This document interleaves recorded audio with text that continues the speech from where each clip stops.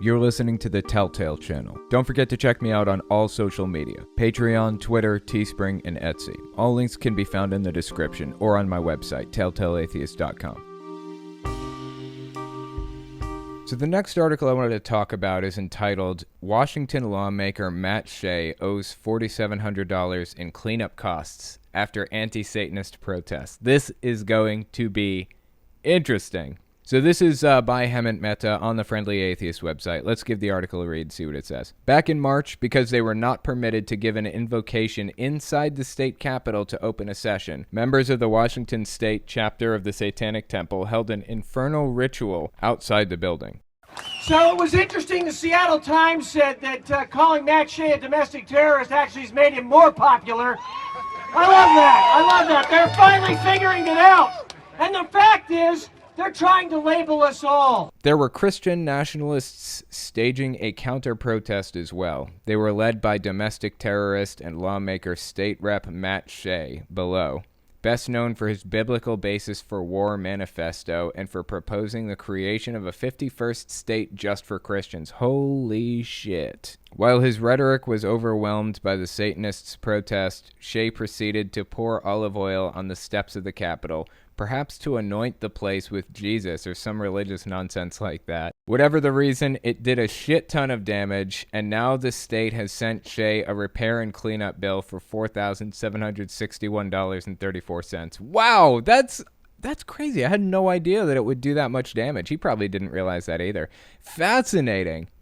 Extremely fascinating. I'm glad they're making him pay for it, though. Something I want to point out here, he says he believes that we should create a 51st state just for Christians. If he believes that, then he does not believe that religion should be optional. He believes that Christianity should be enforced at gunpoint. I mean, think about this. A state is, as we're finding out in recent times, essentially its own government. Like, there's a federal government that's over top of state governments, but the states ultimately have a president and a House of Representatives and a Senate and everything, just like the federal government has. Only state presidents are called governors. They are their own distinct, separate governments. States are. So what he wants to do, basically, by saying he wants to create a 51st state just for Christians, what he wants is a government that will enforce Christianity at gunpoint. That's what he's saying. That's what he wants by proposing that in the first place. Shea, a Republican from the Spokane Valley, is being billed $4,761.34 for damage to the steps and base of Legislative Building North. Department of Enterprises, DES, spokeswoman Linda Kent said. Shea can be seen on separate surveillance video carrying a bottle of olive oil through Capitol hallways, on Capitol grounds, and on stone steps that ended up stained. In some of the videos, he is trailed by a group of men wearing black leather vests emblazoned with crucifixes. Several of the men carry shofars or ram's horns. How bizarre. How bizarre, man. Special care must be taken when cleaning and repairing historic masonry, such as the masonry of the Legislative Building, Kent said. There is considerable science involved in the preservation and cleaning of historic masonry. This idiot. Oh my God. This guy is so stupid. Oof. A costly bill and invoking science. It's a double whammy, but it's also deserved. Vandalism in the name of Jesus doesn't make it okay. Well said, Hemant Mehta. I 100% agree. Shea didn't respond to reporters for comment, but the Satanic Temple sure as hell did. Spokesperson Lucian Greaves told me this about the incident. This brings to question Mr. Shea's state of mind, his ability to distinguish reality from fantasy, and his competence in acting appropriately in ways that do not threaten the safety of himself or others.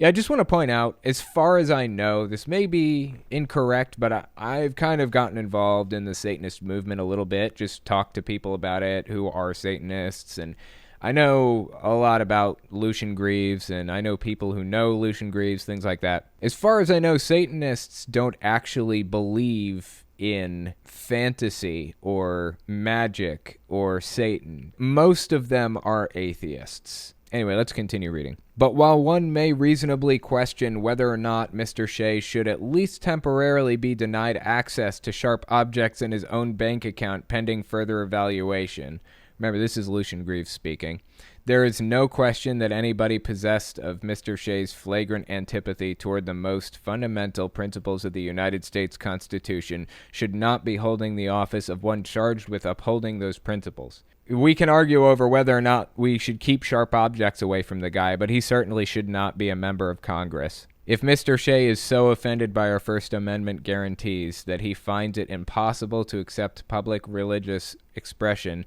that does not align with his own, then I hope the people of Washington will demand his immediate resignation. This is America, Mr. Shea. Love it or leave it. That's great. I don't think Lucian Greaves actually believes the whole love it or leave it thing. That's an extremely conservative thing to say. It was kind of mocking Mr. Shea by saying that. It's a pretty good point. This is Hemant Mehta speaking again. He's right about the demand. There's no reason anyone like Shea should be in politics. He's a disgrace to a party that already recruits its lawmakers from the bottom of the barrel. If he cared about Washington more than himself, he would have resigned a long time ago. It's not too late. I wouldn't hold my breath. Not only is this guy convinced that he's doing the right thing and will stay in Congress as long as humanly possible, but he's willing to work with just about anybody who will support a Republican Christian nationalist. And there are a lot of organizations out there who want to support Christian nationalist Republican lawmakers. So, I don't see him exiting Congress anytime soon. Hemant Mehta actually posted an update to this story. Here's what it says. Here's some unexpected good news. Matt Shea, the Washington state lawmaker who could do no right, won't be running for re-election this year. The filing deadline for his seat came and went, and he never submitted the paperwork, apparently on purpose.